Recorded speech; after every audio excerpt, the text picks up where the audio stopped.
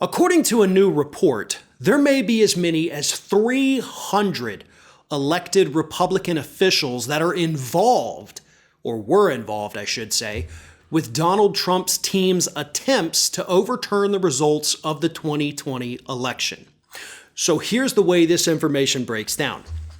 We know that on January 3rd of 2021, there was a text message that was sent to Mark Meadows, who was Donald Trump's chief of staff, of course. And that text message was about a conference call.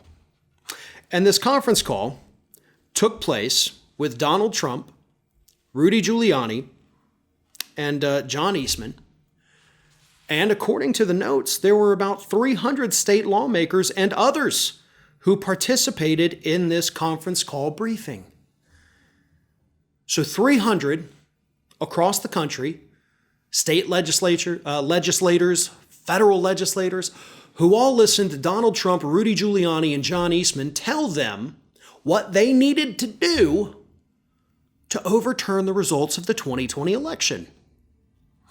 Now that seems like a rather big development in this ongoing saga that, of course, we have no resolution to at the moment.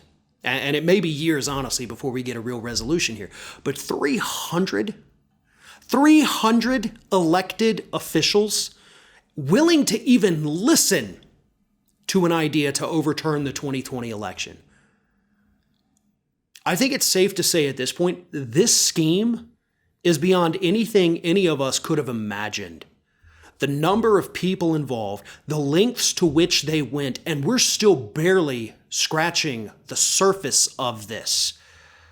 Which, of course, is why the Department of Justice, Merrick Garland, needs to get off his behind and appoint a special prosecutor immediately. This is beyond the scope at this point of what the January 6th committee is even capable of doing. It would take years for that committee to fully vet everything that took place. They simply do not have the power, and of course, given the midterms coming up this year, they don't even have the time. They've given themselves a summer deadline to get a report out. And once that's out, that's it. They're going to go into campaign mode and it's over. And of course, if they wanted to keep working, if the Republicans take back the House in the midterms, they've already said they're getting rid of the committee. So that's it. Unless, of course, we had a special prosecutor, or at this point, special prosecutors, looking into this. Every single person that was on that briefing call needs to be investigated. Every one of them needs to be called in for questioning. They need to be subpoenaed if they will not show up willingly. But none of that can even happen if we do not have a special prosecutor.